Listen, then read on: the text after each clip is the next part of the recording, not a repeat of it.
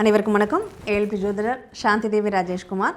நிறைய பேர் இந்த வக்ர பலன்களை பற்றி கேட்குறாங்க. அதுவும் சனி பகவான் இப்போ வக்ரமாயிருக்காரு. இந்த சனி பகவானுடைய வக்ர பலன் எந்த ராசிக்கு அதீதமான பாதிப்புகளை தரும், எந்த ராசிக்கு யோகத்தை ஏற்படுத்தும் அப்படிங்கிறது. பொதுவாக இந்த வக்ரம் அப்படின்னா என்னங்கிறத நம்ம புரிஞ்சுக்கணும். ஒரு கிரகம் தன் அச்சில் சுற்றிக்கிட்டே இருக்கும்போது அது ஒரு இடத்துல நிலையாக நிற்கிறதுக்கு பேர் தான் அதை ஸ்தம்பனம்னு கூட சொல்லுவோம். அது ஸ்ட்ரக்காகி நிற்கும். இப்போ தண்ணி நல்லா ஓடிக்கிட்டே இருக்கும், திடீர்னு ஒரு சுழல் ஏற்பட்டு ஒரே இடத்துல சுற்றிக்கிட்டு இருக்கும் இல்லையா, அந்த மாதிரியான ஒரு நிலையை தான் நம்ம வக்ரம் அப்படின்னு சொல்றோம். இந்த வக்ரம் அப்படிங்கிறது நமக்கு என்ன மாதிரியான பலன்களை ஏற்படுத்துது அப்படின்னா, எந்த ராசிக்கு இந்த வக்ர பலன் அப்படிங்கிறது நல்லா இல்லை. ஒரு சந்தோஷமான விஷயம், சிம்மத்துக்கு இந்த சனி வக்ரமாயிருக்காரு, அஷ்டம சனின்னு ரொம்ப பயமாக ஒரு பீதியில் இருந்தீங்கன்னா இப்போ பயப்பட வேண்டாம். எப்போலேருந்து? ஜூலை மாதம் 13 நவம்பர் மாதம் 28 வரையும் இந்த வக்ர நிலை அப்படிங்கிறது நீடிக்குது.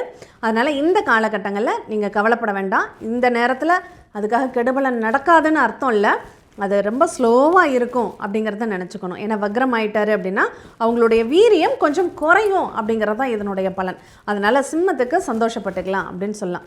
அதுவே 7.5 சனி நடக்குதுன்னு சொல்லக்கூடிய ராசிகளான கும்பம், மீனம், மேஷம், இந்த மூணுமே கொஞ்சம் ஒரு ரிலாக்ஸ் ஆகக்கூடிய ஒரு காலகட்டங்கள் இப்போ நடந்துக்கிட்டு இருக்குது.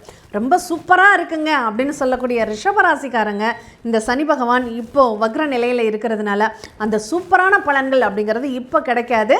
அதனால் கொஞ்சம் காலதாமதமாகணும், நீங்கள் வெயிட் பண்ணணும் அப்படிங்கிறத தெரிஞ்சுக்கணும். அப்போது இப்போ நல்லா இருக்குது அப்படிங்கிறவங்க கொஞ்சம் வெயிட் பண்ணுங்கள். சூப்பராக இருக்குது அப்படிங்கனாலும் நீங்கள் கொஞ்சம் வெயிட் பண்ணி தான் ஆகணும். நல்லாவே இல்லை, ரொம்ப பயப்படக்கூடிய சூழ்நிலையில் இருக்கீங்க அப்படின்னா இப்போ பயப்பட வேண்டாம். சனி பகவான் தன் அச்சில் அவர் ரொம்ப மெதுவாக பயணிக்கக்கூடிய காலம். அதனால் இந்த சனி பகவான் வக்ரமாக இருக்கக்கூடிய இந்த நேரத்தில் நம்ம பெருசாக அதனுடைய தீவிரம்ங்கிறது குறையும்.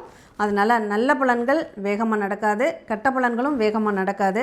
அது கொஞ்சம் மத்தியமமாக தான் இருக்கும் அப்படிங்கிறத புரிஞ்சுக்கோங்க. ரொம்ப பேனிக் ஆக வேண்டிய அவசியம் இல்லை. மீண்டும் இனி அதர் நிகழ்வில் சந்திப்போம். நன்றி.